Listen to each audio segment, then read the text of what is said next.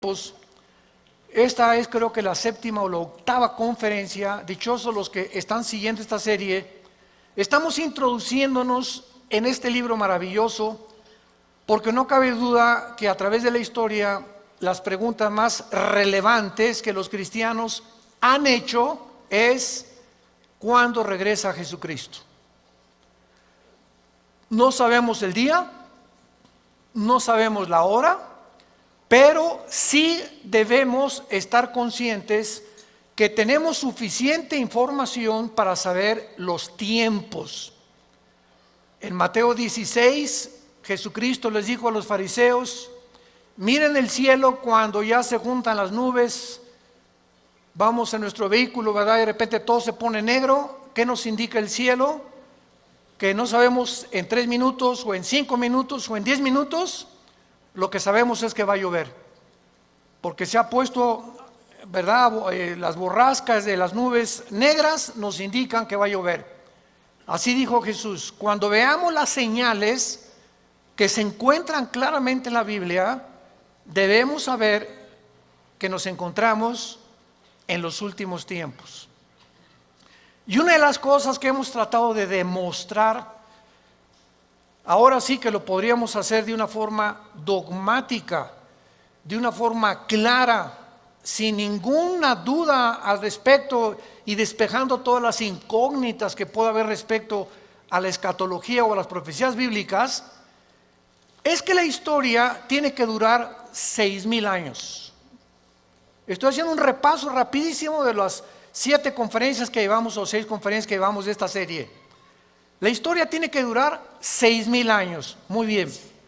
En la Biblia hay 2 medidas de tiempo de Dios. Uno, la semana de 7 días. Porque en 6 días Dios creó y el séptimo descansó. Dios le dio a Israel el séptimo día o el Shabbat, para que ellos recordaran que tenían que trabajar 6 por 1. Trabajo 6 días y descanso un día. 6 días y descanso un día. Este es el reloj cronológico de Dios, no solamente para la historia, sino para nuestra salud. Las personas que no tienen el hábito del día, para nosotros ya no es el sábado, es el domingo para la iglesia, porque la iglesia es diferente a la entidad de Israel. Las personas que no tienen el bendito hábito del domingo o el día, si tú trabajas en un hotel el domingo o en tu Uber el domingo, pues el lunes es tu día de descanso, necesitamos después de cada 6 días descansar un día.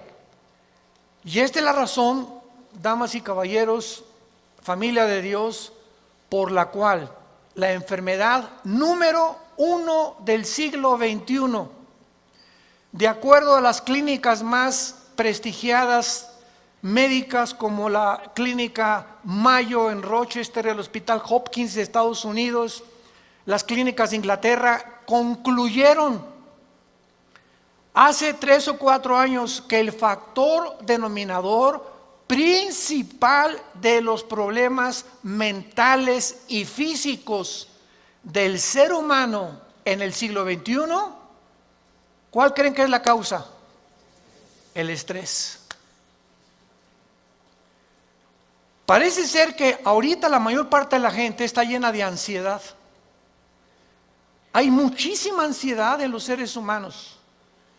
Están inciertos del futuro, de si el seguro social, si se muere mi esposo, si se va mi hijo, si se va mi hija, si me deja mi novia o mi novio, o del gobierno. Pero está en una tensión el mundo actualmente de ansiedad, que por las guerras nucleares, las amenazas del petróleo, las amenazas de la caída del peso, en fin, hay cientos de factores que pueden entrar a tu vida y quitarte la paz. La paz es el antídoto de la ansiedad. Y es increíble que hace 2000 años Jesucristo nos haya dado la medicina para el siglo XXI. Mi paz les dejo, mi paz les doy. ¿Qué es esa paz? Es un sentimiento de seguridad, de tranquilidad dentro de mí, en mi alma, que todo está bien. Que hay falsos profetas, falsos predicadores, que se cayó el peso, el dólar, que la revolución, no importa lo que pase a nuestro alrededor, estamos aquí dentro con una seguridad que Dios está al control. ¿Ya oíste esto en el radio, en la televisión? Deja que pase esto en el gobierno, deja que pase esto, deja que pase lo que tenga que pasar en el mundo, va a pasar. Tú ten paz. Estate tranquilo. Porque si no tenemos esa paz y esa tranquilidad en nuestra vida, no es cierto que creemos en Dios. Tu cristianismo es una religión nada más. Sin fe es imposible agradar a Dios.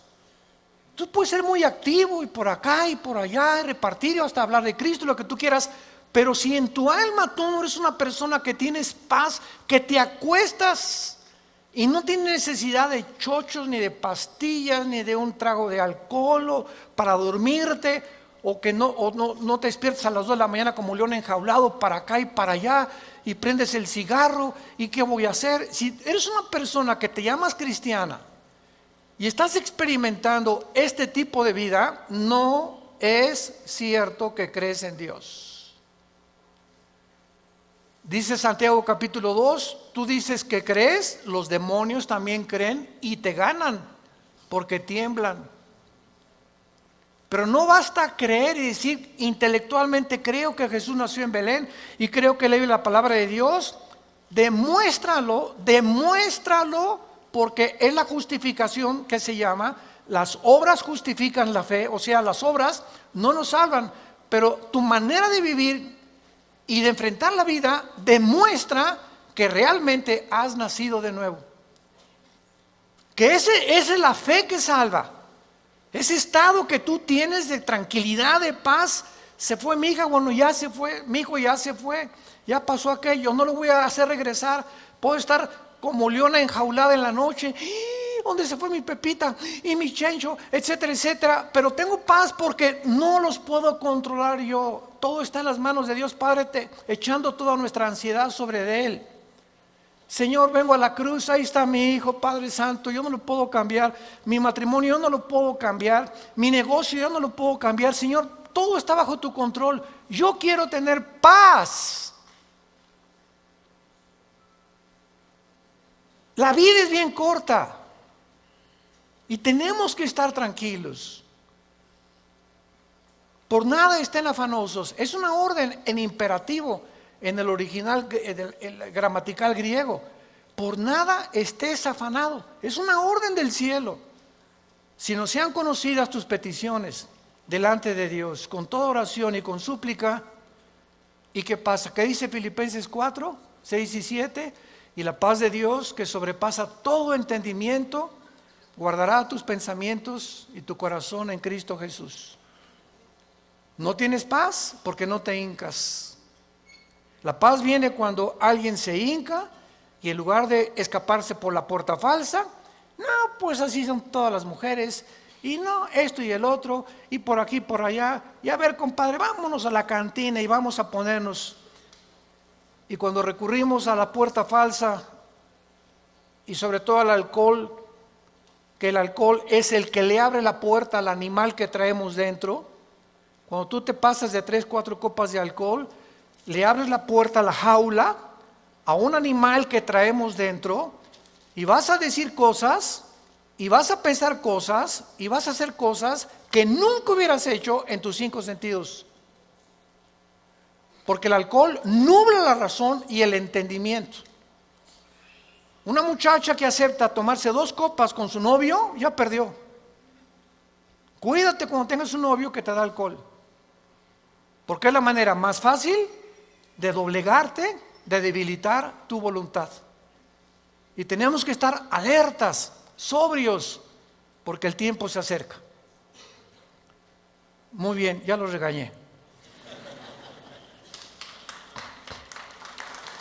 Veamos toda la palabra de Dios. Una tercera parte de la Biblia es profecías. El 33% de la Biblia está compuesta de profecías bíblicas.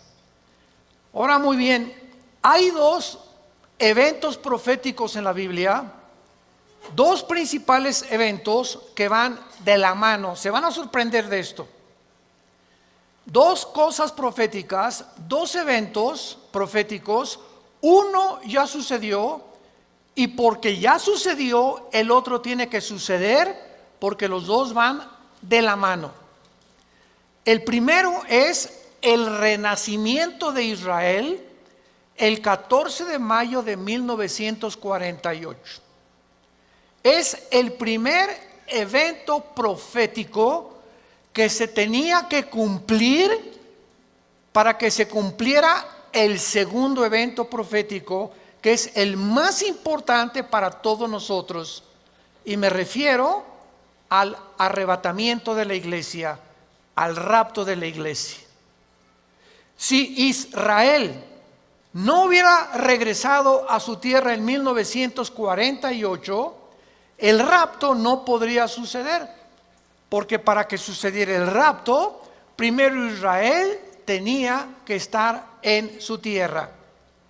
Ahora, ¿por qué estos dos eventos van de la mano? Porque son los dos eventos más milagrosos de los últimos tiempos. ¿En qué sentido? Lo que hace de Israel un evento sin señales es que fue un renacimiento milagroso. En el Antiguo Testamento se sabía que Israel iba a regresar. Ezequiel 37, Amós capítulo 9, Jeremías, etcétera, etcétera. Todos, desde Deuteronomio, Moisés había hablado que Israel iba a ser cautivo en Babilonia. Los asirios se los llevaron hace 2700 años, 100 años después los babilonios.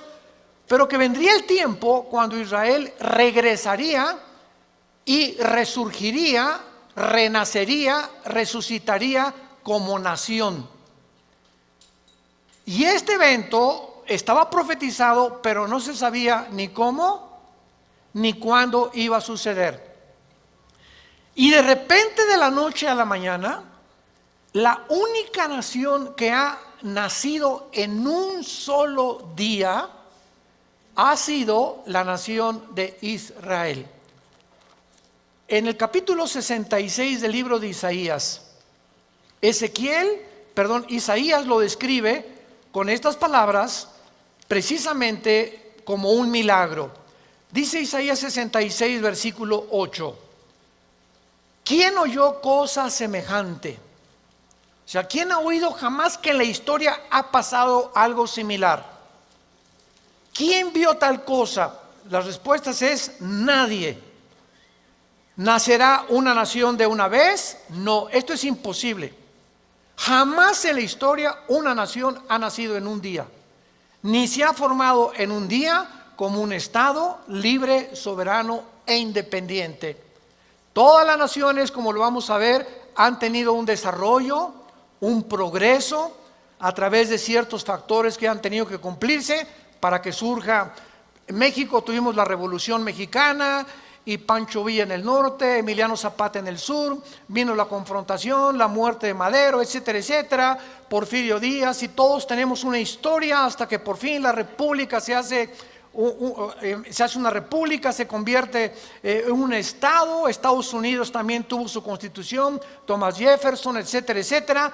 Todas las naciones del mundo han tenido un progreso o un desarrollo para constituirse en lo que son, menos la nación de Israel. Y esto es a lo que nos confronta la Biblia. ¿Quién oyó cosa semejante? Un día o de una vez, pues en cuanto Sión estuvo de parto, dio a luz sus hijos. Entonces, es constituido un milagro el regreso de Israel en 1948, porque un milagro es definido como algo que desafía lo natural. Para que sea milagroso, tiene que ser un desafío a las leyes naturales o la capacidad de la comprensión humana. Por eso un milagro se clasifica como milagro cuando desafía lo natural y cuando va más allá de nuestra comprensión. Israel fue un milagro que en un día se pudiera determinar que se constituyera en una nación. Ahora muy bien, lo que hace también de Israel un milagro es que ninguna otra nación jamás en la historia, número 2, ninguna otra nación en la historia jamás ha regresado a su tierra después de haber sido dispersada por más de una generación. Estamos compartiéndoles a todos ustedes, damas y caballeros y familia de Dios, cosas que tal vez nunca habías considerado. Están en la Biblia y lo hemos oído así, pero nunca nos habíamos detenido a considerar estas cosas detenidamente, proféticamente, para poder evaluar el significado tan profundo que tiene a la luz de los tiempos que estamos viviendo. Y esta es la razón de esta serie, Conociendo los Últimos Tiempos, de que comencemos como cristianos a ubicarnos, a examinar las cosas que parecían superficiales desde un punto de vista anteriormente, pero que ahora el Espíritu Santo quiere que nos concentremos y las desenterremos y nos demos cuenta del valor que tienen a los ojos de Dios y a los ojos de tu vida también. Porque ya cuando tú comienzas a evaluar estas cosas, dices, Dios mío, realmente nos queda poco tiempo. Nos queda bien poquito tiempo, tal vez más, menos tiempo del que queremos nosotros creer que va a suceder. Israel fue sacada de su tierra en el año 70 de nuestra era cristiana. 70 años después de que Cristo muere, viene Roma con el general Tito y en el año 135, otra vez después, como 40, 50 años después, llegan los romanos por segunda vez, 2 veces, y arrasan completamente Jerusalén. Sacan a todos, a la mayoría de los judíos. Los judíos se van a Rusia, África, México, Guatemala, por todos lados son dispersados y por casi 2000 años los judíos. En Rusia, pues es lógico que si vas a Rusia y tienes ahí 5 o 10 años y hablas español y no lo practicas, pues hasta el español se te olvida y acabas hablando ruso. Si te vas a Alemania 5, 10, 15 años, 20 años, acabas hablando alemán. Nosotros aquí en Latinoamérica, los mexicanos, cruzamos la frontera con Texas. Mi esposa y yo que vivimos en Texas desde hace ya como 12 años, nos hemos dado cuenta que el 90% de nuestros paisanos ya se les olvidó el español. O si hablan un español que es mezclado con muchas cosas norteamericanas. Y el fenómeno es muy interesante, ¿verdad? Porque tenemos que comprender esto para ver por qué es este fenómeno. Las familias que cruzan a Estados Unidos no quieren ser identificadas que no sean norteamericanos por el racismo que hay. Entonces, mientras más chiquitos hablen inglés, más rápido creen ellos que los van a considerar parte de la familia norteamericana.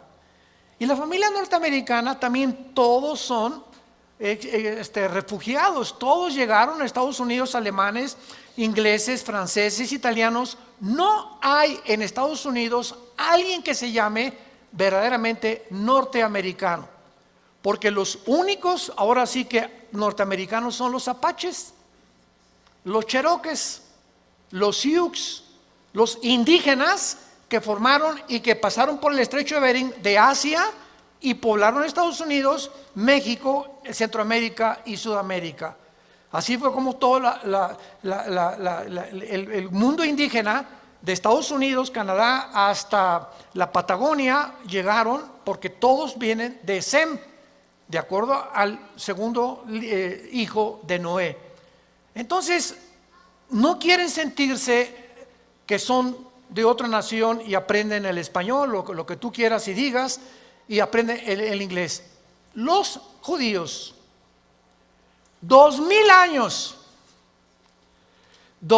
años exiliados en el mundo, nunca se les olvidó su idioma, nunca fueron absorbidos por ninguna nación, porque acuérdense ustedes que al pasarte a otra nación, te adaptas a la cultura de esa nación, pues para desarrollarte mejor socialmente también, más rápido aprendes sus historias, su cultura, etcétera, etcétera, porque es lo que nuestros hijos van a aprender también.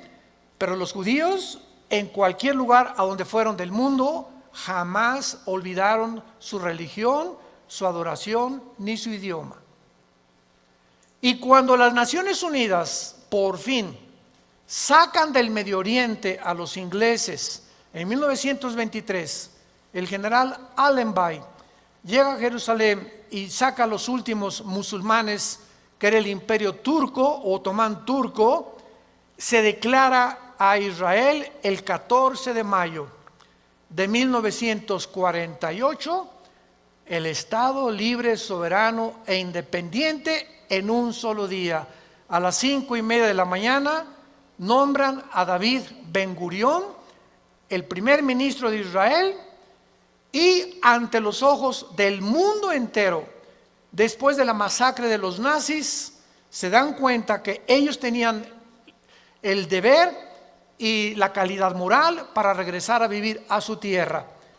Y esto es maravilloso porque cuando llegan ellos a Israel el 14 de mayo de 1948, lo vamos a ver más adelante. Estoy dándoles una síntesis rápida.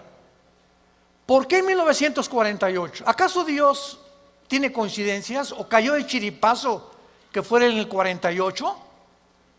¿Por qué no en el 47? ¿O por qué no en el 49? Cada fecha que Dios tiene en la Biblia es significativo. Escuchen esto. De Adán a Abraham, 1948 años. Abraham es el padre de la nación judía. De Adán a Abraham, Abraham nació en el año 1948 desde Adán. De Cristo al nacimiento de Israel, 1948 años. ¿Ustedes creen que son coincidencias? Esto es impresionante. Tanto el padre que funda Israel como la fundación final de Israel es exactamente en los 1948 años que Dios había determinado que esto sucediera.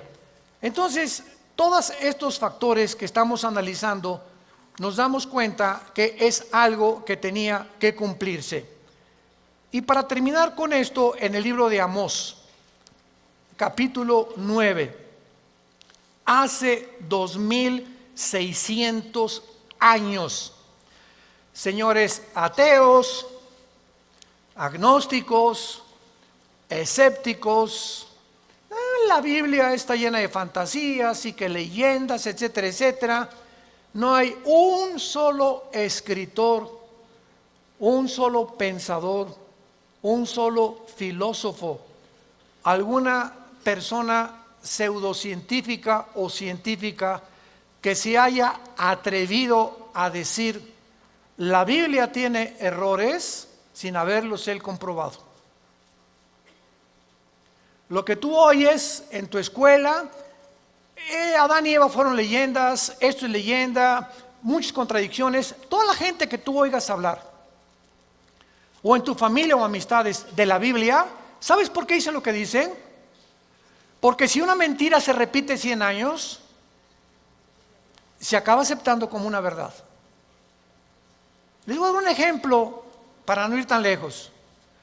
Hace algunos meses o algunos años se llegó a comenzar a propagar que la tierra es plana y comenzaron a bombardear las redes sociales que la tierra es plana, que la NASA engañó y que había pruebas y por aquí y por allá, y nos comenzaron a dar a mí. Yo dije: ¿están fumando marihuana ahora ya todos? ¿Cómo es posible? Y llegaron tengo amigos míos que llegaron preparados. Oye, Armando, es que es verdad, nos engañaron.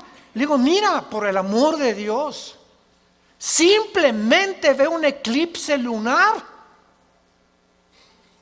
Ve un eclipse lunar nada más para comprobar que la Tierra no es plana. Ahora pregúntale a cualquier piloto, pregúntale a cualquier astronauta. Las fotos que se han tomado desde Marte, desde Luna, son falsificadas. ¿Quién lo dijo eso? La revista El Calimán. Increíble. Pero vean cómo llegamos a aceptar cosas que son científicas. Ya no digamos del carácter espiritual o filosófico religioso. Cosas que son científicas. Llegamos a atacarlas y a tratar de cambiar para poder introducir mentiras. Y sabemos quién es el padre de la mentira. Juan 8:44, Satanás. Llegar a confundir completamente las mentes. Y en un momento con los estudiantes ya de secundaria, pues ¿qué es verdad entonces? Lo que nos enseña, lo que no nos ha enseñado. Ahora, con que la tierra es plana, ¿será cierto? ¿Será melón, será sandía? ¿Será, ya sabes? Ese es el mundo en que vivimos. En Amós 9, versículo 14 y 15, hace 2600 años. ¿Hace cuánto? 2600 años se escribió esta profecía. Y si trajiste tu Biblia, ahí apúntale en tu Biblia, junto, 14 de mayo de 1948. Y traeré del cautiverio a mi pueblo Israel. La primera profecía es que ellos no se iban a quedar exiliados durante toda su vida. Llegaría el momento, sin decir cuándo, ni cómo, ni dónde, que Israel regresaría a otra vez recobrar su identidad como nación.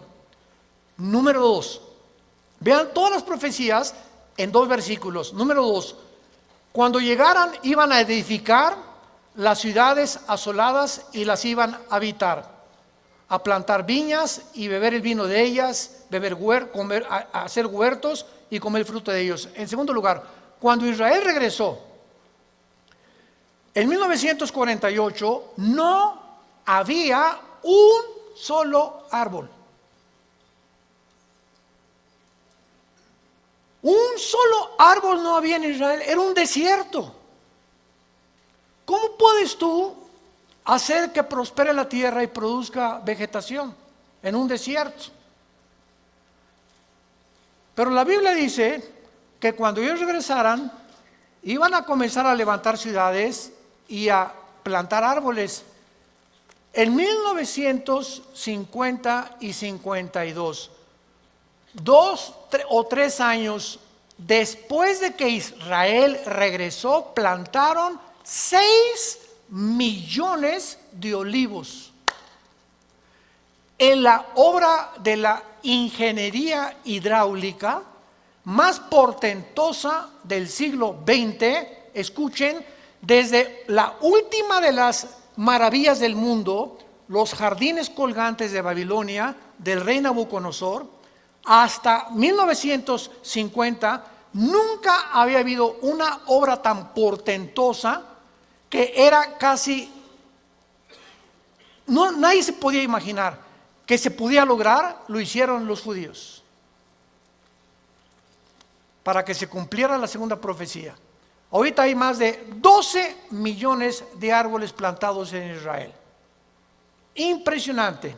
Y en tercer lugar, pues los plantaré sobre su tierra y nunca más, yo lo tengo subrayado en mi Biblia, nunca más, desde que lleguen, serán arrancados de su tierra, porque yo se las di, dicho Jehová Dios tuyo.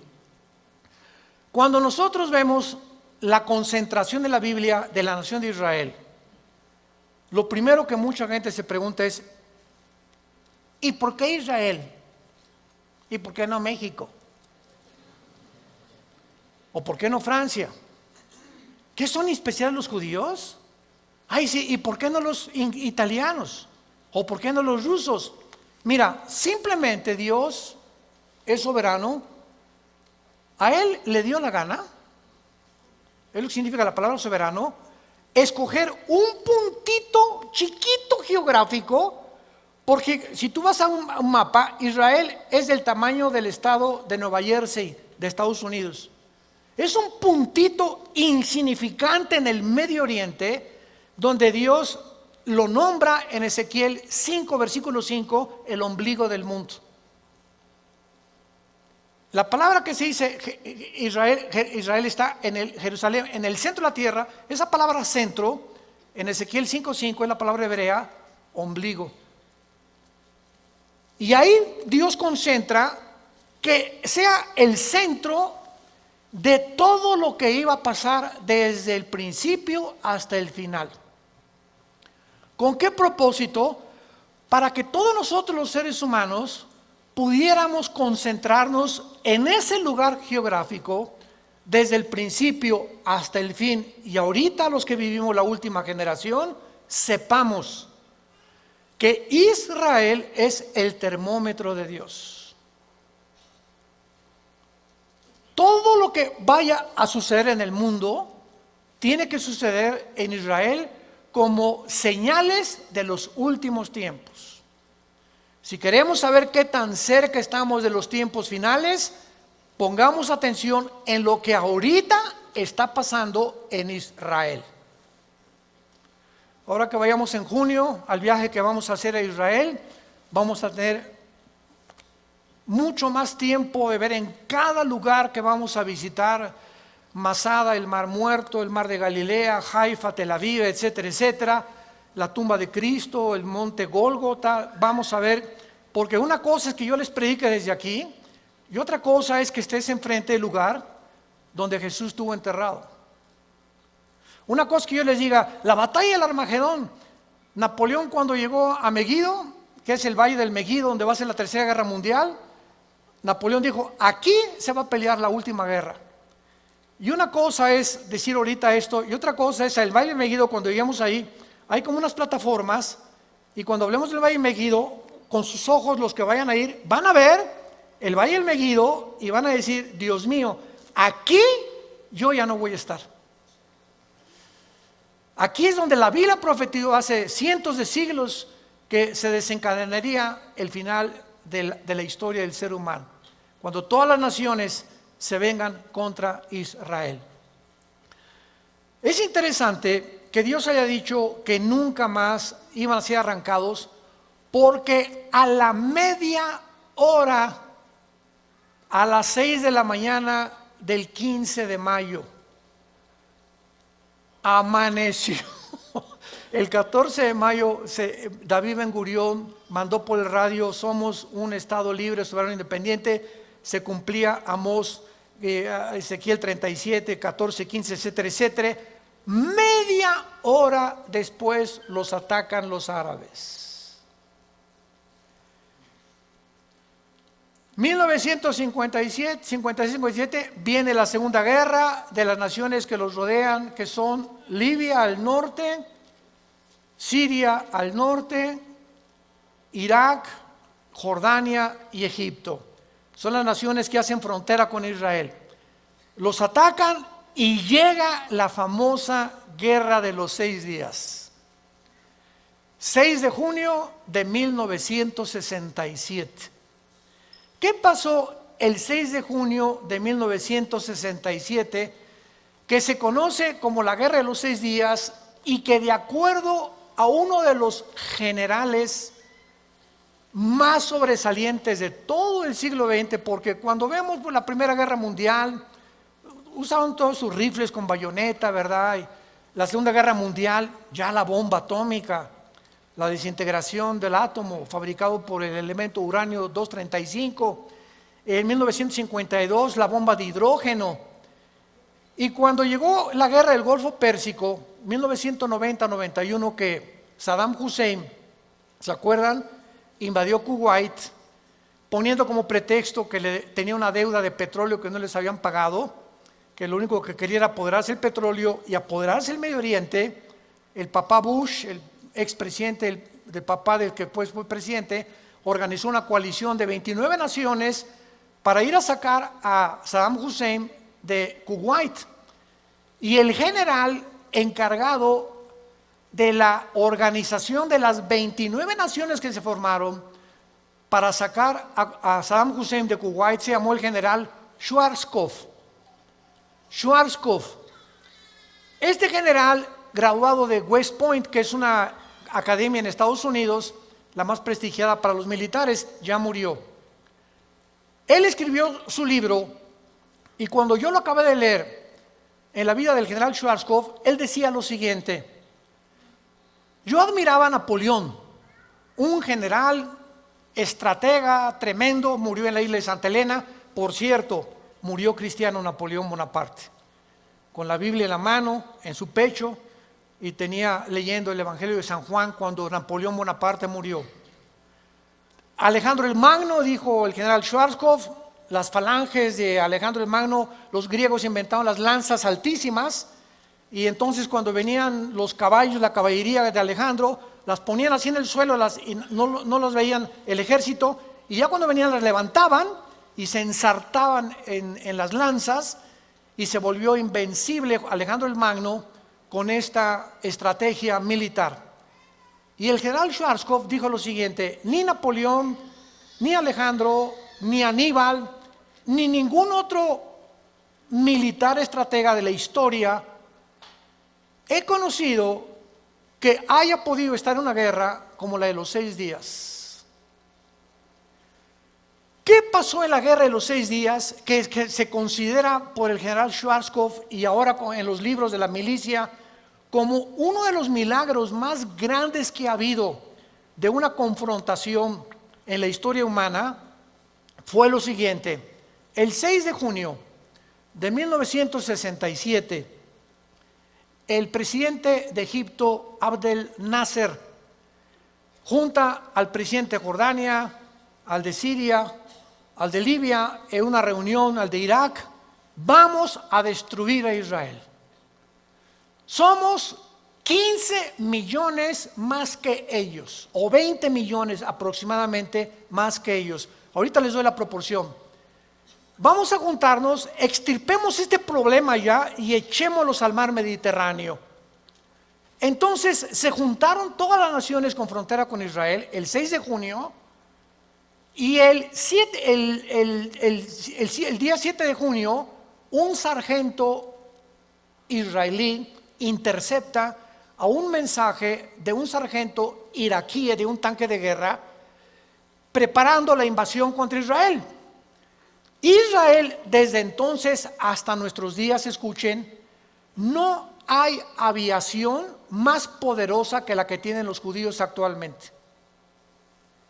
Son los mejores pilotos del mundo, más que los norteamericanos en los F-16, F-15, más que los MiG rusos, más que los aviones ingleses. No hay nadie ahorita en el siglo XXI que tenga una fuerza aérea tan poderosa como los judíos.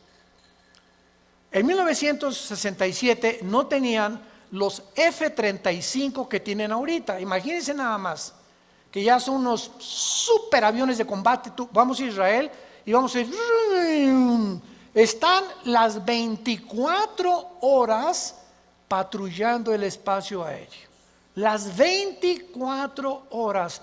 ¿Y dónde creen que tienen los aeropuertos? No va a ser en Tel Aviv, ahí vamos a aterrizar, ahí aterrizan todos los vuelos internacionales, los tienen debajo de la tierra. Hay por todo Israel túneles impresionantes de donde salen los aviones. Y los cierran y los tapan, los camuflajean. Bueno, 6, 7. El 8 de junio, los pilotos judíos se suben a 6 aviones.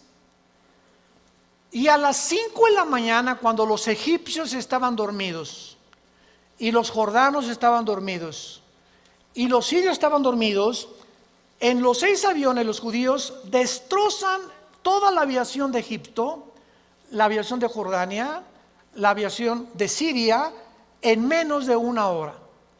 Una vez que acaban completamente con toda la aviación de todos sus enemigos en un día, Desde arriba del aire, ahora ellos controlan el aire. Y el que controla el aire, controla la guerra. ¿Hay alguna relación espiritual? Cuando usamos la oración, que es desde el aire, controlamos la tierra. Cuando tú oras, te elevas a la dimensión espiritual para que tu hijo sea protegido, para que tu matrimonio sea protegido. Bueno, esto solamente es una similitud que quiero usar, ¿verdad? Pero una vez que dominamos el aire, podemos dominar la tierra, porque en todas enseñanzas espirituales, entonces los judíos destrozan completamente toda la artillería, para no hacérselas más largo.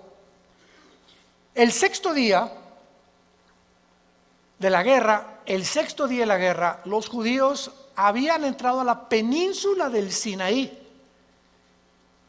Habían llegado a las colinas del Golán, que es la frontera con Siria, al norte del mar de Galilea. Toda la franja de Gaza era de ellos, y el banco oriental, donde es ahorita Jericó, lo que es Judea en el Antiguo Testamento. El sexto día, la Liga de Naciones, en aquel tiempo que se convirtió en las Naciones Unidas, les mandó un recado al general Moshe Dayan, porque también llegaron por primera vez en 2000 años a la ciudad de Jerusalén.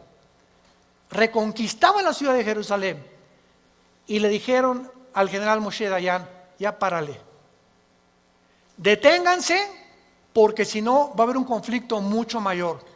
¿Saben por qué terminó la guerra en 6 días? Porque el séptimo tenían que descansar.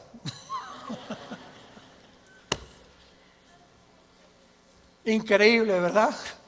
Bueno, la cuestión es la siguiente. Ya no vamos a buscar más cosas, pero nunca más serán arrancados. Desde que han llegado, han intentado sacarlos y no han podido. En la guerra de los 6 días, quiero dar el último ejemplo. Todos ustedes que les interesan las matemáticas, hay una ley que se conoce como la ley de las probabilidades. Y dentro de la ley de las probabilidades existía esta supuesta probabilidad. Ahorita somos aquí como 1000 personas, 1300 personas aproximadamente. ¿Qué pasaría si tendríamos 20 rifles? Y ahorita nos rodeara un ejército de 50,000 soldados.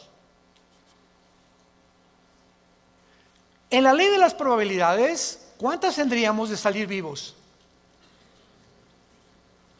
10 a la 12ª potencia. None, nada, nothing. 0 probabilidades. Son las mismas probabilidades que los judíos tuvieron en la guerra de los 6 días, cuando más de 22 millones de árabes los rodearon con aviones, infantería, artillería, ejército, y ellos no llegaban ni siquiera al 1,000,000 de personas. Ni las armas que tenían aquellos, ni la cantidad de aviones que tenían ellos. Por eso se considera, y se sigue considerando, nunca más serán arrancados, porque todo lo que sucede en ese punto geográfico del mundo es milagroso. Y después se levantó la Organización para la Liberación del Movimiento de Palestina por Yasser Arafat.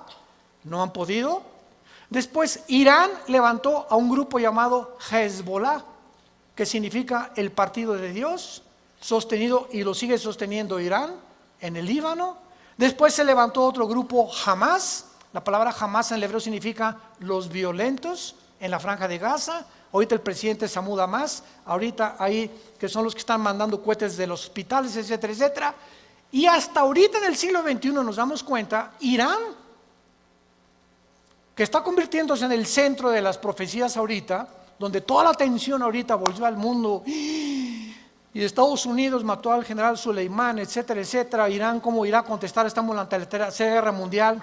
En las redes sociales nosotros publicamos un artículo donde yo dije: no es la Tercera Guerra Mundial, falta mucho para la Tercera Guerra Mundial. Expliqué por qué, ojalá que lo hayan leído, pero aquí lo pueden ustedes comprobar. Irán se convierte en el centro de la atracción del terrorismo internacional, y se convierte en la nación número 1 terrorista del mundo actualmente. Pero escuchen esto, qué ironía, al mismo tiempo que Irán está considerado la nación terrorista número 1 del mundo, es la nación donde más cristianos hay. Donde más rápido está creciendo el cristianismo en Irán. Y la segunda nación que más persigue a los cristianos después de Irán es la China. Y es la segunda nación en el mundo donde más rápido está creciendo la iglesia. Esos son los caminos y los pensamientos de Dios. ¿Necesitaremos acaso en México persecución nosotros también para poder crecer?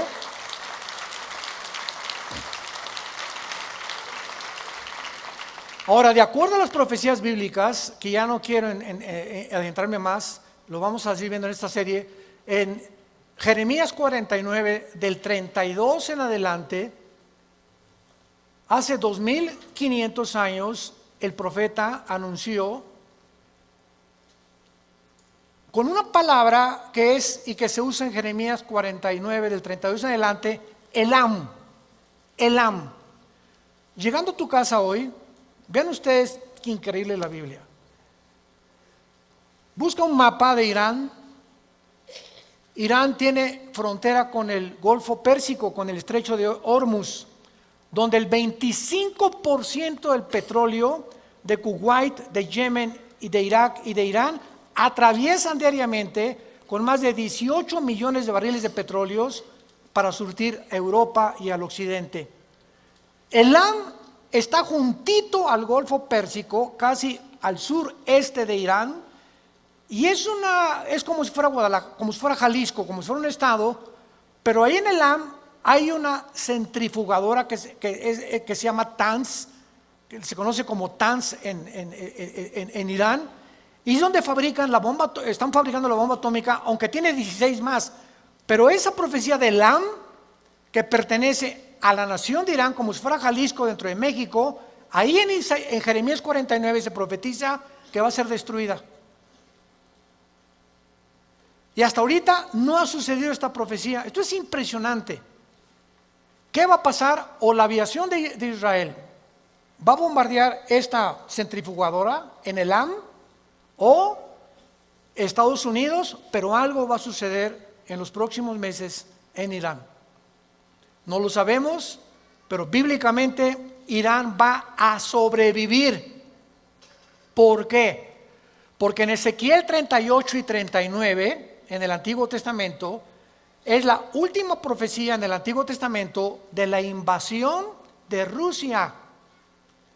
Irán aparece en la Biblia. ¿Con qué nombre creen que aparece Irán en la Biblia? Con el nombre de Persia, porque en 1935 se le cambió el nombre a Irán. Y en 1979 el Ayatollah Khomeini le cambió el nombre de Irán a la República Islámica de Irán. Entonces, en la Biblia aparece con el nombre de Persia, porque en 1935 se le cambió el nombre de Irán. Pero en la Biblia, Rusia, Irán, Turquía, Argelia, junto a Libia, al norte de África, Libia, Sudán y otras naciones como Afganistán se van a unir a Rusia para invadir Israel. Entonces, si Persia, si Irán aparece en Ezequiel 38, versículo 4 al 6, como aliado de Rusia para invadir Israel, significa que ahora este bombardeo de la centrifugadora en Elam va a ser el principio o lo que desencadene una guerra en el Medio Oriente. Pero una guerra nuclear no la habrá hasta después. Van a ser guerras que van a afectar el petróleo, van a afectar muchas cosas. Va a haber otra guerra en el Salmo 83, que va a ser antes de Ezequiel 38, donde las naciones con frontera con Israel, árabes van a atacar a Israel. Israel va a ganar de acuerdo al Salmo 83. Después, ya que se han destruido ellos, se junta a Rusia con las naciones musulmanas y el anticristo establece sus cuarteles generales en Irak. Irak se va a convertir en el centro del control del anticristo del Medio Oriente y de Europa. Y después dice Daniel 11:45 en adelante, que entonces el anticristo cambia sus cuarteles a Jerusalén. Cuando les permite a los judíos reconstruir su templo, entra a los 3 años y medio a violar el templo y se desata la batalla final del mundo, el Armagedón, donde varias naciones no están de acuerdo con el anticristo, se juntan ahí en el Megido, y antes de que Israel sea destruido, Jesucristo, dice Mateo 24:29 adelante, verán la señal del Hijo del Hombre viniendo en las nubes con todos nosotros, con gran poder y gloria, para establecer su reino milenial en este mundo. Y la pregunta es, ¿estás tú preparado para ese día? Nosotros ya no vamos a estar en la mayor parte de estas guerras, vamos a ver algunas, pero estamos en el principio de los dolores. Explosión volcán, se aventó el Popo, tantas erupciones, fumarolas hace una semana, en Filipinas, otro volcán, y todo Australia, casi el 70% quemándose, California quemándose, inundaciones, tsunamis. 1 billón de animales murieron en Australia. 1 millón de animales han sido extinguidos actualmente en el mundo. Los incendios en el Amazonas, ¿qué está pasando en el mundo? Los climas ya no son climas, ya no hay primavera, verano, otoño, invierno. Santos de Dios, familia de Dios, abramos los ojos. Ya abre los ojos y ve la realidad del mundo que estamos viviendo, que son campanadas del cielo anunciándonos, vengo por ustedes. Me fui a preparar lugar para ustedes, pero les prometí que vendría por ustedes. Y no solamente se van a ir con Jesús aquellos que dijeron que creían en Él, porque dice Mateo 7, vendrán muchos diciéndome, y yo les diré, cuando me digan, echamos demonios, hablamos lenguas, hicimos milagros, le hacíamos a la gente y se caían al suelo, y tumbábamos a la gente, y les diré, nunca los conocí, porque el cristiano no es conocido por lo que hace ni por los dones. El cristiano es conocido por el fruto. Los dones y los milagros se pueden imitar, pero el fruto del cristiano no se puede imitar. Y el primer fruto del cristiano es el amor, el gozo, la paz. ¿Tienes ese amor por tu familia, por tus hermanos en Cristo? ¿Tienes ese amor por la obra de Dios? Que crezca, que el evangelio sea predicado. ¿Tienes ese gozo en tu vida, levantarte contento? Aleluya, gloria a Dios. Jingle bells. Aunque no sea Navidad, que suenen los cascabeles. ¿Tienes esa paz en tu vida? Esa es la evidencia que eres hijo de Dios. Y estarás listo cuando Él venga por la novia y tengas tu lámpara llena de aceite y nos vayamos con Él. Te damos gracias por tu palabra en esta mañana, Señor.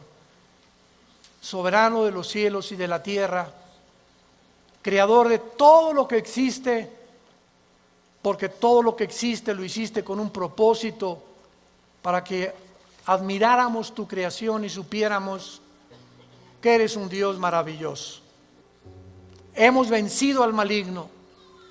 Mayor es el que está dentro de nosotros que el que está en el mundo. El mundo habla sus cosas y el mundo los oye. El que me oye, oye la voz de mi Hijo Jesucristo. Muchos de ustedes les invitamos en este momento a abrir sus vidas, su corazón, a la persona del Hijo de Dios, a Jesucristo. Si no lo tienes en tu vida, si tú no estás seguro de tener a Cristo en tu vida, dile estas palabras con todo tu corazón: Señor mío y Dios mío, te pido perdón por mi vida, por mis pecados. Y creo que en esa cruz pagaste con tu sangre por ellos. Y te pido que en este instante entres, me laves, me perdones y me transformes en la persona que tú quieres que yo sea. Con ese poder en el Espíritu Santo que me darás, por el cual seré sellado hasta el fin y sabré que te pertenezco y que ahora te puedo llamar Padre Santo, que estás en el pos del fin, donde estamos analizando profundamente en la Biblia realmente en qué nos encontramos y cómo podemos demostrar sin ningún lugar a dudas que realmente nos encontramos en la última generación. Y una de las cosas más importantes que tenemos que entender los cristianos es que es el tiempo de volverse a Dios. Es el tiempo de tomar en serio a Dios.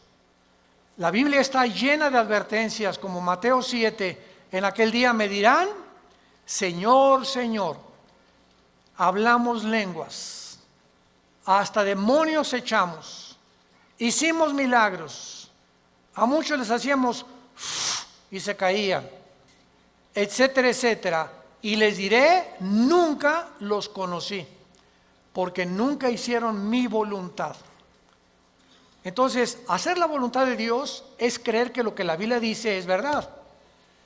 Y si tú vienes a un estudio de francés o a un estudio de hebreo o de italiano, o vas a la escuela a estudiar geografía, imagínate que el maestro sepa que no llevaste tu libro de geografía, o tu libro de historia, o de civismo, o de todos los libros, ¿verdad? En mis tiempos que teníamos la mochila cargada como con 10 libros.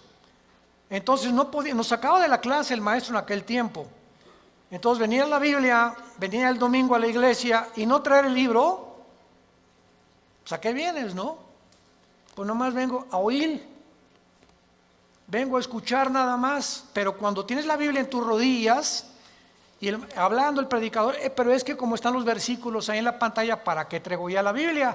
Porque si no la aprendes a manejar, a ver el libro de Amós, me voy al índice, Amós página 1195, la busco rápidamente y me doy cuenta que comienzo a manejar mi Biblia y comienzo a descubrir dónde se encuentran en el Antiguo los Salmos, que está a la mitad de la Biblia, los Proverbios, el Apocalipsis, y no andas buscando Génesis en los Evangelios.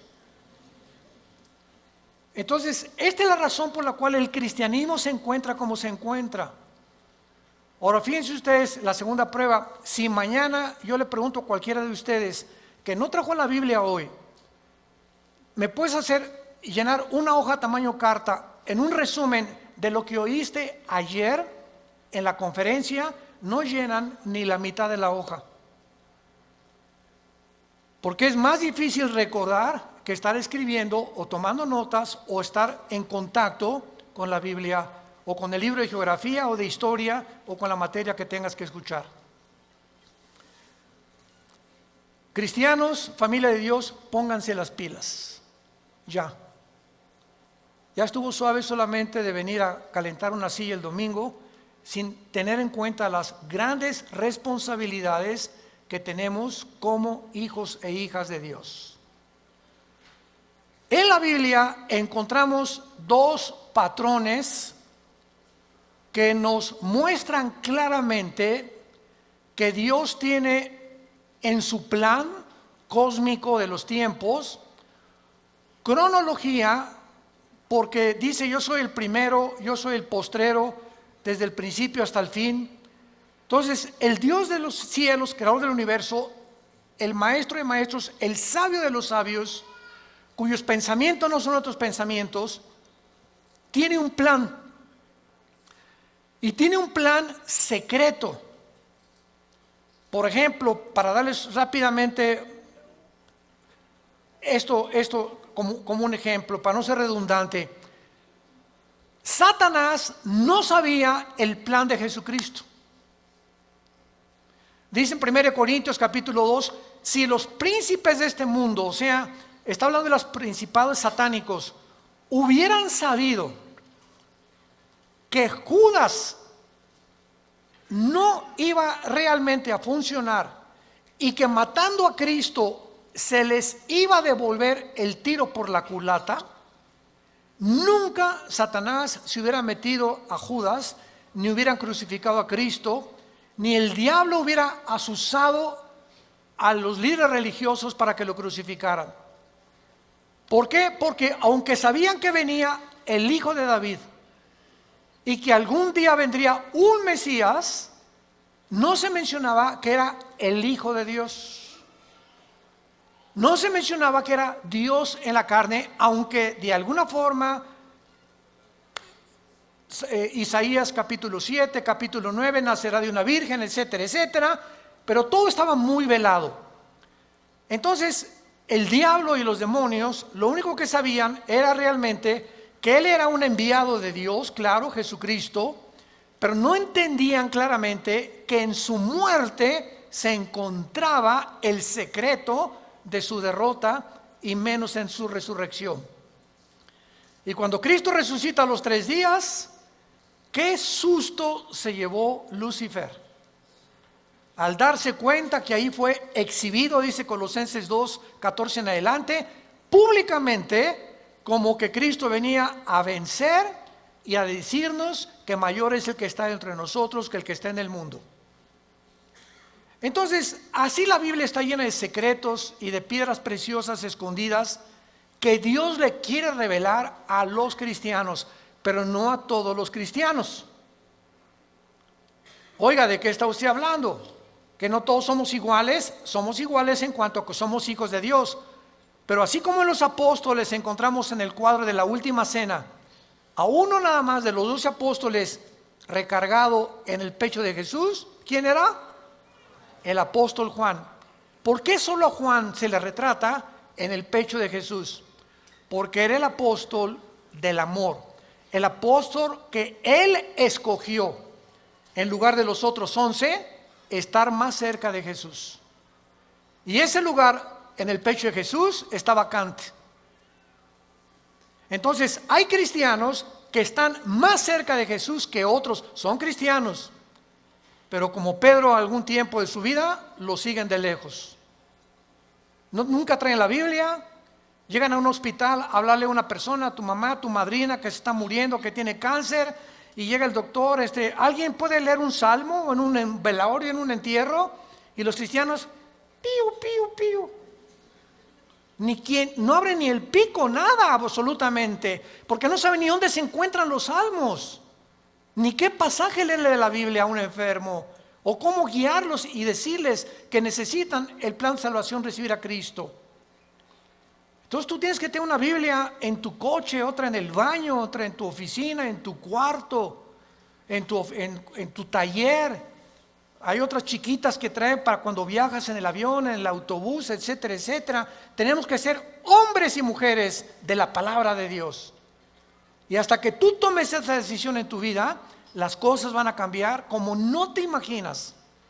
Porque serás fortalecido como un árbol plantado junto a corrientes de agua, que da su fruto a su tiempo, su hoja no cae, y todo lo que hagas, escúchame bien, todo lo que emprendas, prosperará.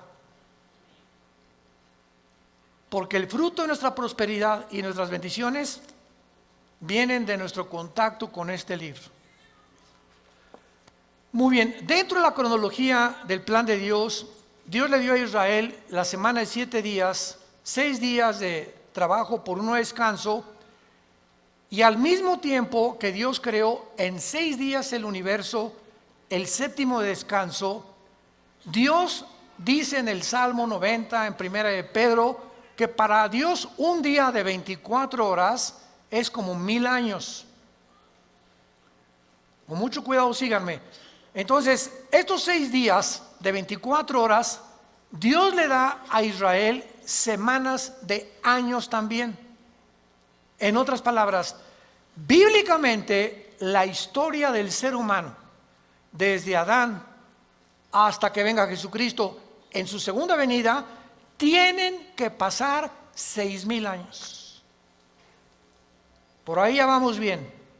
No puede pasar más tiempo porque es el tiempo exacto de Dios. 6000 años. Ahora, ¿cómo estamos contando nosotros los años a través de la historia? El impacto de Jesucristo en la historia ha sido tan grande. señores historiadores, maestros, sociólogos que nos visitan, ateos, escépticos y agnósticos, la historia la contamos desde antes o después de Buda, antes o después de Mahoma, antes o después de Zoroastro, antes o después de Mahatma Gandhi, antes y después de Cristo y después de Cristo. Es tan grande el impacto de Cristo que divide la historia. Es tan grande que se celebra su nacimiento en Navidad y en Semana Santa su muerte. No hay otro personaje en la historia que haya impactado tanto al mundo como la vida de Jesús de Nazaret. Ahora, este impacto de Jesucristo en la historia nos muestra que no sabemos cuándo nació. Muchos dicen que nació entre el año 6 o 7 de nuestra era cristiana, no en el año 1. Porque de Cristo a nuestros días tienen que pasar, ¿cuántos años? 2000 años. A ver, vamos por orden. De Adán a Abraham pasaron 2000 años. De Abraham a la cruz, 2000 años. ¿Cuántos van? 4000. Y de Cristo a nuestros días, 2000 años más, para que se cumplan los 6000 años de historia y entramos al milenio, que es el 7º día de descanso o las vacaciones del cristiano. Por eso son 1000 años el milenio. Entonces, si han pasado estos 2000 años de Cristo a nuestros días, ¿por qué no ha venido? Lógico, ¿verdad? Bueno, vamos a ver algunas razones, y es maravilloso esto. Los judíos, en la Biblia, el año es de 360 días. ¿Lo sabías, verdad? El año de los judíos, o el año bíblico, es lunar, no solar.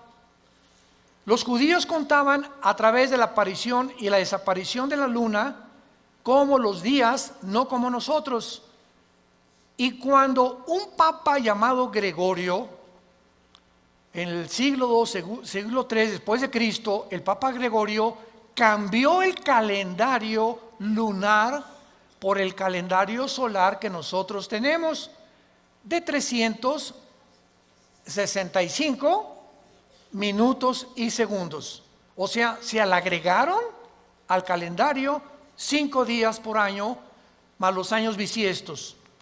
Entonces, aquí hubo un desajuste, porque cuando llegaron los romanos en el año 70 después de Cristo, de que él murió, y finalmente en el año 135 después de Cristo, cuando ya arrasaron con Jerusalén, todos los libros de la Torá y los libros del judaísmo, donde tenían ellos la cronología y la contabilidad de los años desde Adán a nuestros días, de acuerdo a las genealogías de la Torá, desaparecieron. Y después los judíos volvieron otra vez a sacar 2 libros más aparte de la Torá, que se llama el Talmud y el Mishnah. Estos 2 libros no son inspirados por Dios. Inspirado por Dios es la Torá, que involucra los 5 libros de la Biblia. Por eso es Torá. Los primeros 5 libros de la Biblia son el Pentateuco, como se llama, o la Torá, porque son los libros que Dios le dio a los judíos con las leyes de Israel. Pero el Mishnah y el Talmud son interpretaciones de la Torá. Entonces no fueron inspirados por Dios. Y en el Talmud y el Mishnah hay 600 más mandamientos que los judíos tienen que cumplir. Como por ejemplo en el Shabbat. La última vez que mi esposa y yo estuvimos en Jerusalén, ahora los invitamos, vamos a regresar en junio de este año a Jerusalén. Ya van más de 150 inscritos, increíble. Y a ver si nos alcanzan los cohetes de Irán. No. Lo que más me han, los correos que más hemos recibido, ahora que comenzó el conflicto entre Irán y Estados Unidos, que es un conflicto que se inició en 1979. Cuando el Ayatollah Khomeini convierte Irán en la República Islámica de Irán. Antes de 1979, Reza, el Shah de Irán, era amigo de Estados Unidos. y no había los problemas que hay ahorita. Pero entra el Ayatollah Khomeini en el 79, se convierte en la República Islámica de Irán y comienza a prevalecer la religión sobre el Estado. Ahora sí que ya no hay ni siquiera separación de iglesia y Estado, ahora es la religión la número uno y los líderes religiosos mandan y gobiernan Irán, no el Estado, el presidente de Irán. Entonces todo comenzó ahí, pero no voy a estar buscando más información acerca al respecto, pero con esto les quiero decir lo siguiente. Desde ese tiempo Irán se convierte en una nación que ha financiado el terrorismo, es declarada la número uno del terrorismo por financiar a un grupo que se llama Hezbollah. Hezbollah significa el partido de Dios, que está financiado por Irán y tiene sus bases en el Líbano. Después Irán comienza a financiar a Al-Qaeda, después comienza a financiar a Hamas de la Franja de Gaza y comienza a tratar de levantar grupos para tratar de destruir la nación de Israel. Sin embargo, en las últimas semanas o meses, esta nación ha cobrado o está resurgiendo en los encabezados públicos precisamente por el conflicto de que ahora la guerra ya no es con miras telescópicas para querer matar a un líder, ahora los matan desde el aire. Impresionante la tecnología a la que hemos llegado, ¿verdad? Ahora puede volar un dron sobre una nación.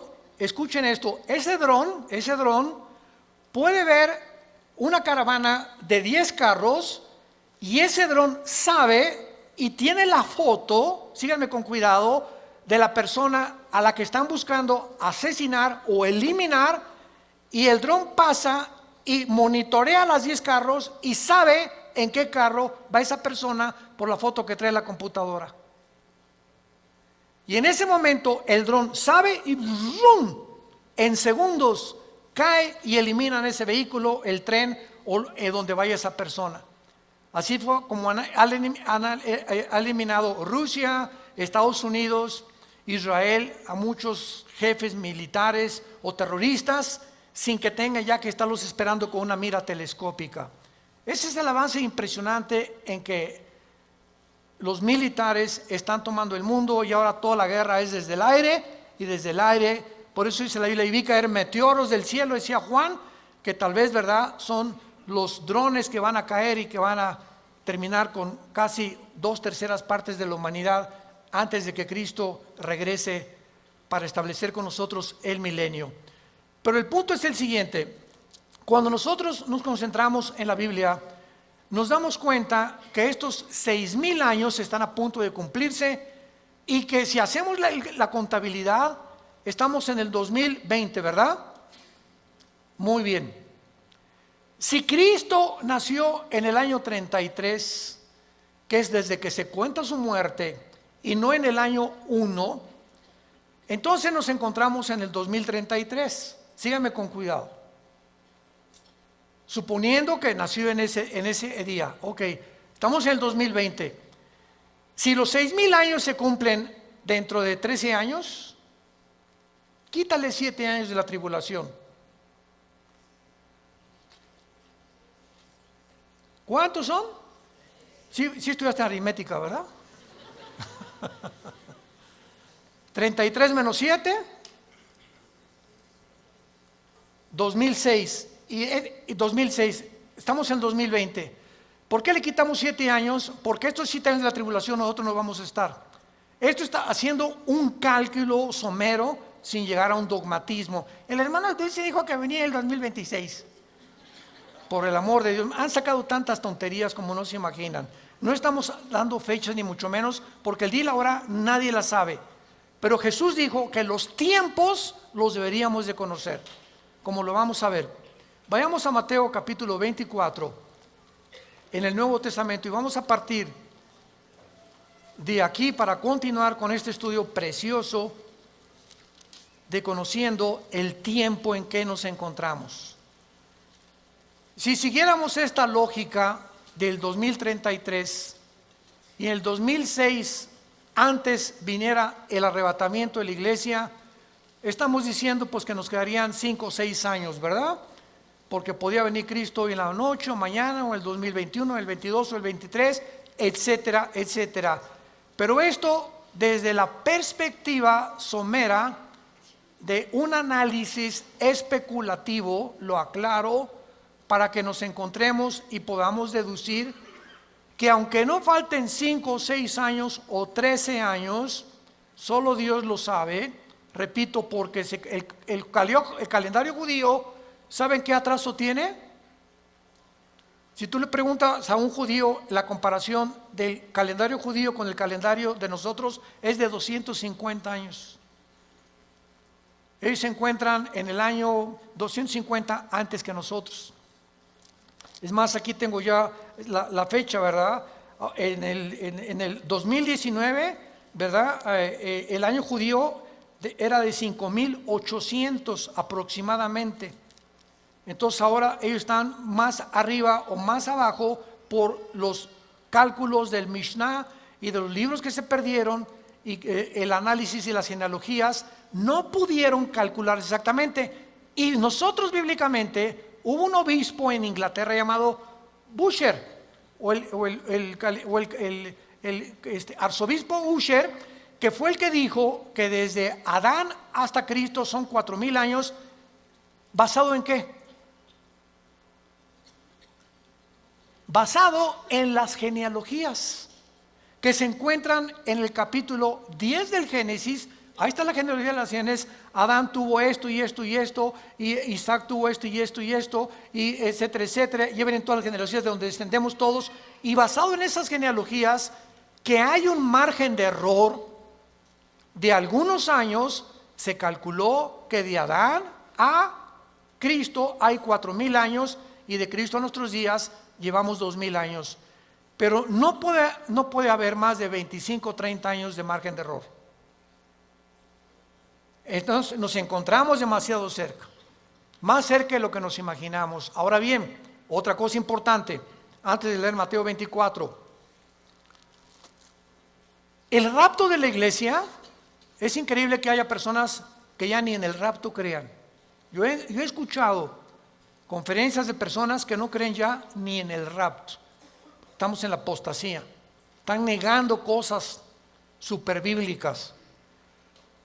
Si el rapto de la iglesia comienza con la firma del anticristo, autorizando la reconstrucción del templo judío, en el momento que el anticristo confirme Daniel 9, 24 al 27, especialmente el 27, y firme, los judíos tienen derecho a habitar en paz sin que nadie los moleste por 7 años, y pueden reconstruir su templo, ahí, ese día, ese minuto, esa hora, comienza los últimos 7 años que se conocen como el tiempo de angustia de Jacob, el día de la ira de Dios o de Jehová, y el Nuevo Testamento, segunda de Tesalonicenses capítulo 2, 3 y 4, el día del Señor. El día del Señor no es el día del rapto, el día de Cristo es el día del rapto, el día del Señor es el tiempo de la tribulación, para que sepamos distinguirlo proféticamente a ustedes que les interesa el estudio de las profecías. Entonces, desde ese momento, muchos creen que al firmar el anticristo, el pacto, los cristianos desaparecemos y somos arrebatados. No es así. El rapto puede ser 1 año antes de que el anticristo confirme el pacto. ¿Me van siguiendo con mucho cuidado? El arrebatamiento puede ser 3 años antes de que el anticristo firme el pacto. O puede ser 1 semana y a la semana el anticristo confirme el pacto. Entonces no hay tiempo para poder establecer el rapto, ni el día ni la hora. Viene sin que nosotros lo sepamos.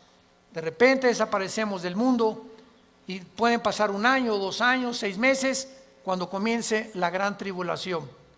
Pero lo que es importante es que cuando la iglesia sea sacada del mundo, Dios regresa a tratar con Israel espiritualmente. En 1948, cuando los trajo y se constituyeron en una nación libre e independiente, ahí Israel renació, resucitó nacionalmente. Entonces los judíos regresaron en el 48 sin convertirse al Mesías, porque hasta la fecha en Israel la mayor parte de los judíos no creen en el Mesías, en Jesús. Solo un judío que se convierte se llama judío mesiánico. Nunca ellos se llaman cristianos. ¿Saben por qué? Porque cuando oyen la palabra cristiano, los judíos asocian el cristianismo con la Iglesia Católica. Y la Iglesia Católica los persiguió más de 250, 300 años en la Inquisición con el señor Torquemada en España. Y a los judíos que no querían aceptar a Roma como la salvación, los torturaron, los quemaron, los abrieron de piernas, a las mujeres les sacaban el bebé del vientre, hicieron terribles cosas que Hitler parecería Pinocho con lo que hicieron los nazis. Entonces los judíos oyen hablar del cristianismo. Cuando veamos a Israel se los vamos a advertir. Aguas porque ahí vienen las piedras, O sea, sobre todo en el muro de los templos, cuando están todos los judíos orando, ya ven que ellos hacen así. ¿Saben por qué hacen así al orar ellos? Porque uno de los salmos dice que al orar deben menear la cabeza y recordar que deben recordar lo que están orando. Por eso oran así ellos, entierran sus papelitos en el muro de los lamentos, traen su kipá, cubierta la cabeza. A nosotros se nos prohíbe taparnos la cabeza cuando estemos orando. 1 Corintios capítulo 11. Entonces ellos lo pueden hacer porque son así, esa es su costumbre. Pero ellos, ¿verdad?, no creen en el Mesías y ellos asocian. Si les dice soy cristiano, ellos no saben que el cristianismo no es el catolicismo. El catolicismo es la perversión del cristianismo. El catolicismo nació 250 años después de Cristo. Durante 250 años no hubo papa, no hubo liturgias, no hubo sacramentos, no hubo santos a quienes invocar. No tenías que tomar una cosa o una hostia para decir que estabas recibiendo a Cristo.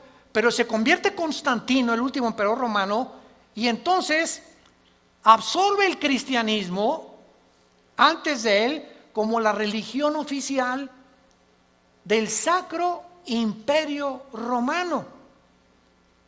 Y decimos en mi tierra, es la misma gata pero revolcada. Entonces el Imperio Romano políticamente se da la vuelta y se convierte con el mismo poder, escúchenme, pero religioso. Y desde hace casi 18, 19 siglos, el Imperio Romano es el imperio del Vaticano y gobernó Europa, a los príncipes, a los reyes, y nadie en Europa se podía casar ni a tener negocios sin el permiso de Roma, de la religión. Y los que no pertenecían y aceptaban que el Vaticano era el único representante de Dios, los quemaban, los crucificaban, los echaron a los leones, etcétera, etcétera, etcétera. Ya hablando después del Coliseo romano famoso. Entonces, el cristianismo no es una religión, es una relación personal, viva, orgánica, dinámica, con alguien que está vivo. Y cuando salimos de la religión y nos encontramos con el Jesús resucitado, que quiere entrar a tu vida hoy, tal vez tú no lo tengas, descubres que el cristianismo es diario. Y lo vives diario. Te levantas y tienes tu Biblia. Te acuestas y tienes tu Biblia. Oras por tu familia, oras por tu esposa, oras por los alimentos. Comienzas a asociarte, tienes una comunión con Dios diaria. Por eso se compara con el matrimonio el cristianismo. Imagínense mi esposa y yo, que me digan 8 meses, Armando, en estos 8 meses que tenemos tú y yo, nos hemos sentado algún día a platicar y algún día tú me has comunicado y compartido tus sentimientos, tus expresiones, cómo te sientes para que yo te conozca más? Porque llegamos en la noche y nomás oigo y te volteas para el otro lado, te vas a trabajar durante todo el día. Es más, nos vamos a un seminario de matrimonios, que es donde nos encontramos otra vez, o de vacaciones, y no nos hablamos, tú con el periódico. Yo no te conozco, tenemos 30 años de casado y no te conozco, eres un desconocido para mí, eres una desconocida para mí. ¿Por qué? Porque nunca descubrieron que el matrimonio es comunión. Es comunión. Se pierde la comunicación en el matrimonio, perdiste tu matrimonio. Un matrimonio que no se comunica, que no es tan así, donde una vez a la semana a tomar un café, nos vamos de vacaciones, platicamos, nos damos tiempo el uno para el otro, para conocernos, es imposible que funcione. Se levantan barreras de silencio y ya pasaron un mes y tu esposa tiene cara de la jeta. Y nosotros hoy, pero ¿qué le he hecho? Es que hay tantas cosas de ellas que les molestan de nosotros. Pero ¿cómo vamos a descubrirlo si nunca, oye, mi amor, tienes tu jetita linda, dorada, parece una princesita pero con jeta? Dime qué te pasa, ¿verdad? Y a las mujeres les encanta.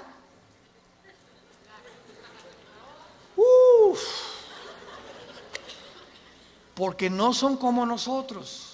Pueden hablar 5 horas, 6 horas con sus amigas, con lo que sea, y se despiden y en el teléfono siguen hablando y desde el carro siguen platicando, etcétera, etcétera. Y cuando llegamos nosotros que no nos gusta eso, y tenemos que entender que a ellos les gusta eso, perdón, ya parece que estamos en un seminario de matrimonios. Ya me estoy saliendo del tema, les pido perdón. Bueno, se van a enojar y así es el cristianismo. Ok, entonces el cristianismo no es una religión, es una relación con Cristo diaria. No es el domingo, imagínate, cada domingo a tu esposa de 5 a 6 te comunicas con ella. Así es la religión. El domingo voy a misa, a la iglesia, y lunes, martes, miércoles, jueves, viernes ni me acuerdo, ni abro la Biblia, ni oro, ni nada. A lo mucho me echo una persinada de vez en cuando va a meter el gol de la América. O cuando salgo a jugar al campo, ¿verdad? O meto un gol, me echo la persinada también.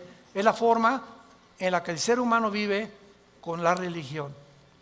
En Mateo 24, versículo 32 al 35, es uno de los pasajes claves para saber en qué tiempo nos encontramos. Y es el que queremos analizar brevemente en esta mañana. Mateo 24, 32 al 34. Jesús dice, de la higuera aprendan la parábola. Número 1, para entender esta parábola de Jesucristo, tenemos que entender qué es la higuera, qué es la vid y además qué es el olivo, que son los 3 árboles que se usan, el olivo, la higuera y la vid, para diferentes fases de la vida de Israel. Entonces, por ejemplo, la higuera, ¿verdad? Es, como lo vamos a ver, representa a el Israel. El olivo representa las condiciones de Israel y la vid representa al sistema religioso de Israel. Entonces, cuando Cristo está hablando de la higuera, inmediatamente lo podemos asociar, porque la Biblia no es de interpretación privada, con Israel. Porque Israel es la higuera y hay cantidad de pasajes en el Antiguo Testamento donde se representa a Israel como la higuera. Muy bien, de Israel aprendan la parábola. Ahora ya vamos con un poco más de luz. Cuando ya su rama está tierna y brotan las hojas, noten que no dice el fruto. ¿De acuerdo? Cuando ustedes vean que ya está tierna y las hojas comienzan a salir, que siempre salen antes que el fruto de las hojas de todos los árboles, sepan que el verano está cerca. En otras palabras, cuando ustedes vean que Israel renace, ¿cuándo fue esto? el 14 de mayo de 1948, después de casi 2000 años que Israel fue dispersado, exiliado por todas las naciones del mundo. El milagro más grande de la historia es Israel, porque es la única nación en toda la historia que en un día se constituyó libre, soberano, estado independiente. Nunca en la historia nadie había podido levantarse o formarse como una nación, porque las naciones necesitan una constitución, necesitan o una república, o qué ideología vamos a tener, o para muchos años para que se forme una república como México, Revolución Mexicana, y Pancho Villa se pelea con Zapata, en el norte, Zapata en el sur, se juntan, matan a Álvaro Obregón, viene la revolución, todos los Porfirio Díaz y todo lo que pasó, y poco a poco se va formando una república, y viene la constitución, etcétera, etcétera. Tarda años muchas veces en tener una constitución y formarse una nación. Israel en un día se forma toda la constitución de Israel. Por eso es un milagro. Cuando vean ustedes esto, versículo 33, cuando vean todas estas cosas, ¿qué cosas? Las cosas que en Mateo 24 oirán de guerras, rumores de guerras, pestes, hambres, terremotos. Será el principio, no el fin, el principio de los dolores. La generación que vea nacer a Israel, ¿quiénes somos? Nosotros. Los que han nacido entre 1946 a nuestra fecha se llaman los baby boomers. Ahorita creo que le llaman los millennials, ¿verdad? ¿O cómo les llaman, Caleva? Los de millennials. Ya tantos nombres, ya yo creo que le llaman los cibernéticos. Bueno, del 46 a nuestros días, una persona que nació en el 46 tiene ahorita 70, 73, 75 años, más o menos. Dios dice que los que vean estas cosas pasando, conozcan que está a la puerta. De cierto les digo, no pasará la generación de los baby boomers. Versión de Alducin. Traduciéndolo al léxico del siglo XXI, no pasará la generación del 48 hasta nuestros días, hasta que todo esto acontezca. Más claro Jesús no podía ser. Ahora muy bien, ¿cuánto es una generación? El Salmo 90 y 1 de Pedro capítulo 3 dicen que una generación es aproximadamente entre 80 y 90 años de edad. Dice los más fuertes 85, 90. Porque sabemos que antes del diluvio pasaban hasta los 500. Noé a los 500 años fue papá. ¿Se imaginan? Matusalem a los 969 años es el personaje más grande que ha vivido, más que tu abuelito y el mío. Matusalem, 969 años. Viene el diluvio, cambió todo. ¿Y saben por qué se redujo la edad? Porque si Dios nos hubiera dejado vivir más tiempo, ya nos hubiéramos matado como las ratas. ¿De qué estoy hablando? Agarra un cuarto de 5 metros por 5 metros y mete 50 ratas. Van a vivir un mes. Redúcelo a la mitad. Van a vivir 15 días porque se matan más rápidamente. Y mientras más lo reduzcas, más rápido se muerden unas a otras. Mientras más grande el espacio, más tiempo viven. Entonces, así nosotros, Dios tiene que reducir más y más nuestra vida, porque mientras más querramos vivir, si así con 80 años de edad estamos al punto de una tercera guerra mundial, ahora imagínense que Dios nos hubiera concedido que viviéramos más tiempo. Entonces, por la misericordia de Dios, se redujo la vida en los más robustos, 85, 90 años. En el caso de mi familia, mis abuelos maternos de 97, 95 años murieron. En el caso de mi paterno, mi abuelo murió de 90, mi abuela de 95. Muy bien, veamos ahora estas cosas. Las hojas representan el nacimiento o el renacimiento nacional de Israel, porque regresaron en el 48 sin convertirse. ¿Cuándo Israel se va a convertir al Mesías? Romanos 11, 25 y 26.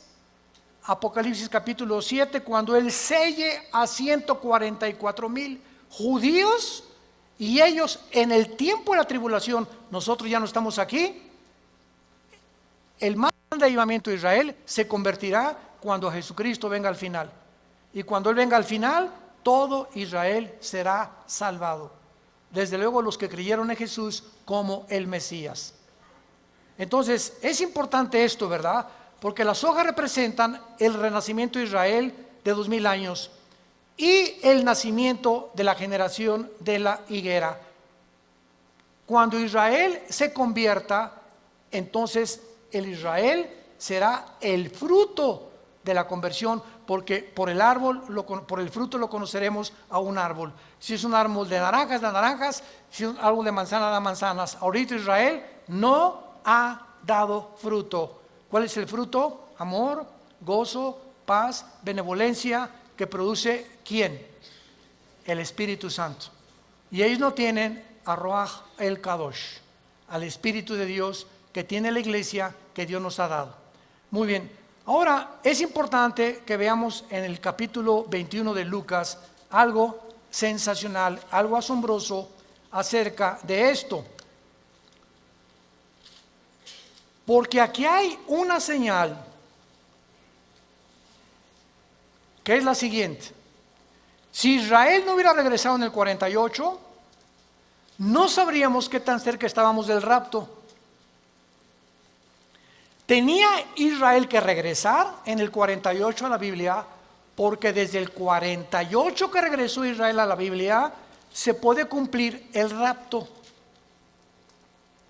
Entonces, el hecho que hayamos nosotros sido la generación que esté contemplando este milagro de Israel en el 48, nos habla que el tiempo está ya contado. Si Israel no hubiera regresado, el anticristo, ¿qué me va a perseguir? ¿Me están siguiendo? Si Israel no hubiera regresado, ¿quiénes iban a reconstruir el templo? Si Israel no hubiera regresado, ¿a quiénes 144,000 hubiera Dios en el capítulo 7 de Apocalipsis ungido con el Espíritu Santo? Entonces Israel tenía que regresar para que las profecías de los últimos tiempos se cumplieran, y tú y yo somos los testigos. Antes del 48 nadie sabía ni se imaginaba que Israel iba a regresar. Fue un milagro de la historia. Y el rapto lo mismo. No sabemos ni cómo, ni cuándo, ni a qué hora, pero va a ser algo que ya se puede cumplir porque Israel está en su tierra. Ahora, en Lucas 21 hay un antecedente maravilloso, y dice en el versículo 29 el Señor Jesucristo: también les dijo una parábola, y está contando Lucas las mismas palabras de Jesús, pero observemos con lupa que Lucas le agrega otras palabras que no tiene Mateo, y nos vamos a sorprender de esto. Miren la higuera. ¿Ya ves que te dije que trajeras la Biblia? Aquí ya me doy cuenta quién la trae. Y todos los árboles. Eso no está en Mateo. En Mateo solamente es la higuera, pero aquí se le agrega que no solamente miremos a la higuera, sino todos los árboles. ¿Quiénes son todos los árboles?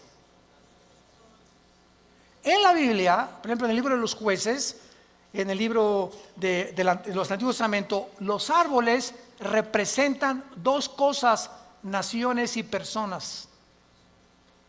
Como en, por ejemplo, Ezequiel 31, el cedro representa al anticristo, y los árboles, las naciones que van a estar alrededor del anticristo. Entonces, Cristo está diciendo: vean el renacimiento de Israel y vean las naciones que a su alrededor de él, en el Medio Oriente, van también en el mismo tiempo y en las mismas épocas a resucitar y a resurgir. Escuchen esto, la Primera Guerra Mundial preparó la tierra para Israel. La Segunda Guerra Mundial preparó a los judíos para la tierra de Israel. Pero para que Israel regresara a la tierra y para que las profecías se cumplieran, antes de 1925-1930 no existía el Medio Oriente. Jesús, María y José y el burrito que los acompaña.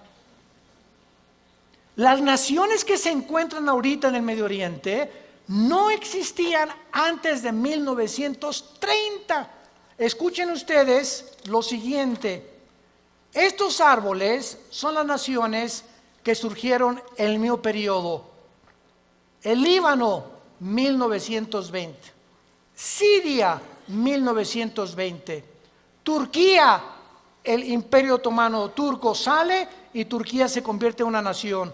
Arabia Saudita, 1932. Irak, 1932. Jordania, 1946. Israel, 1948. Egipto, 1952. Todas estas naciones necesitaban primero que Israel surgiera, porque Israel iba a ser el centro de las profecías para que se cumpliera la venida de Jesús. Mire la higuera y todos los árboles. No pasará esta generación hasta que todo esto suceda. Es sorprendente observar que el Medio Oriente visible, tal como lo vemos ahorita, fue formado en el siglo XX.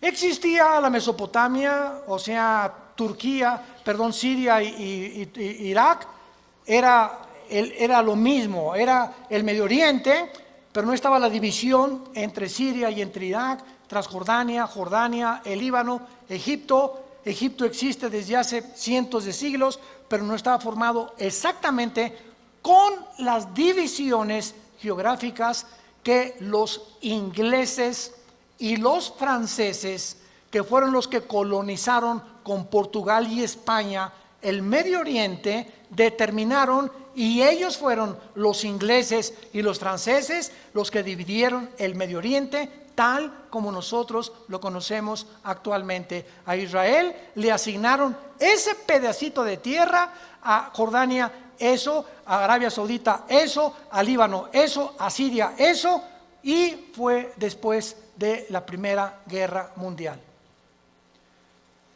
Estas cosas que están pasando, vemos nosotros que tenían que suceder para que nosotros pudiéramos comprender que las profecías bíblicas tenían que cumplirse. 1945 termina la Segunda Guerra Mundial. ¿Quién gana? Estados Unidos, Inglaterra y Rusia.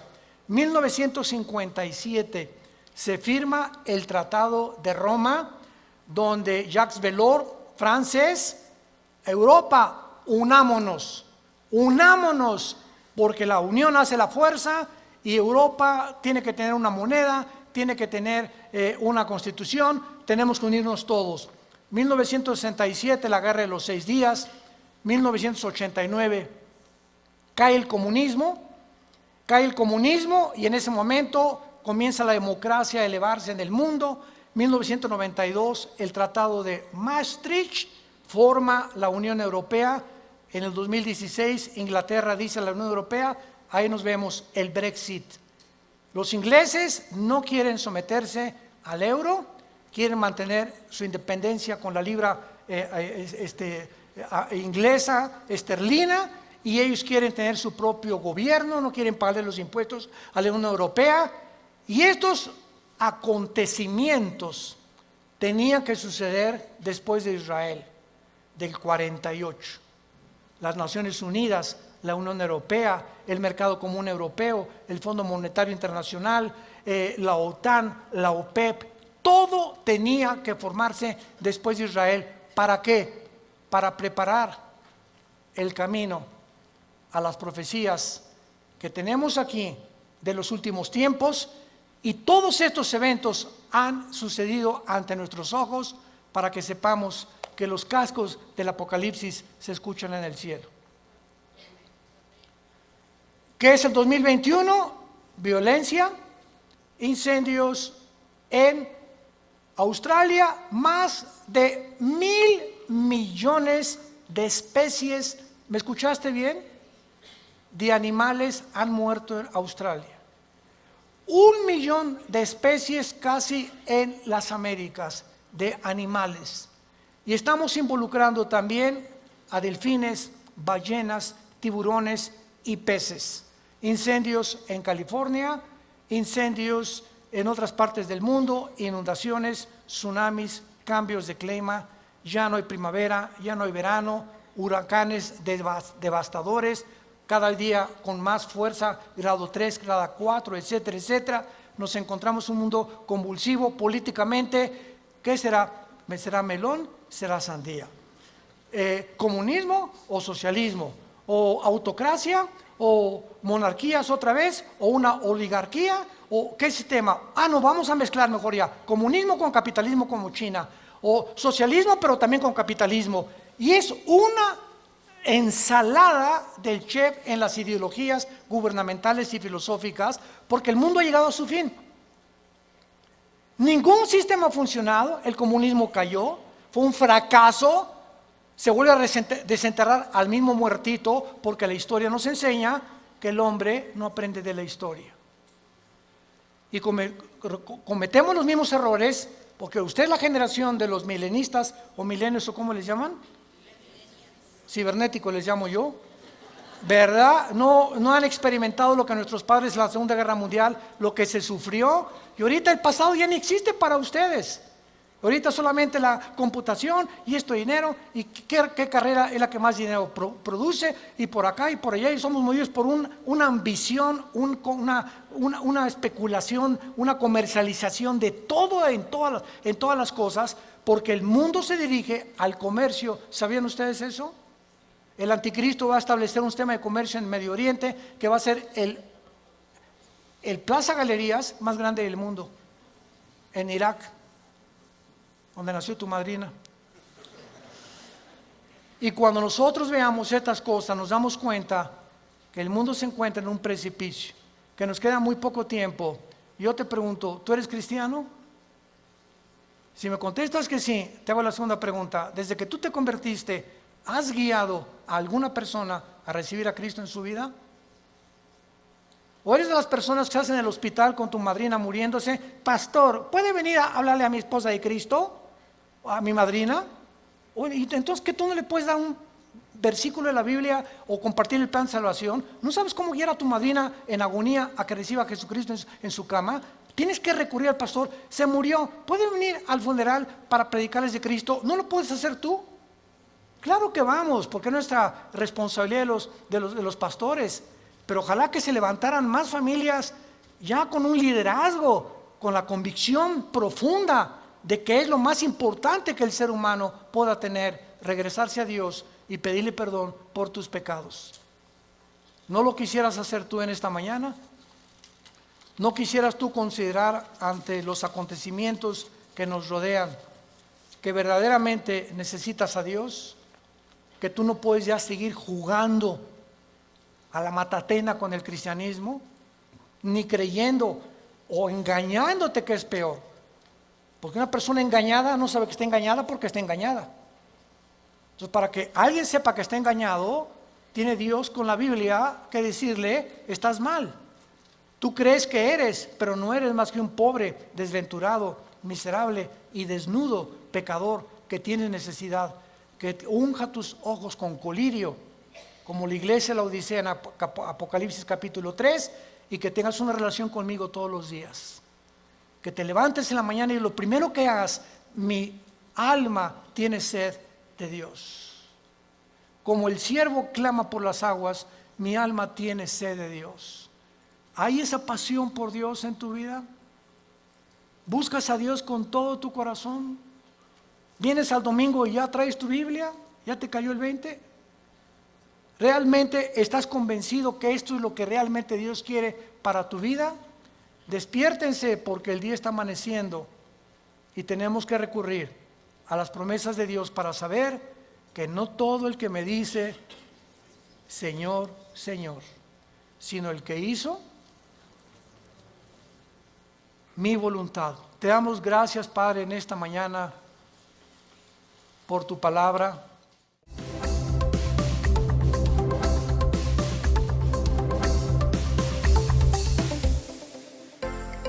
Vida Nueva para el Mundo se sostiene y propaga el mensaje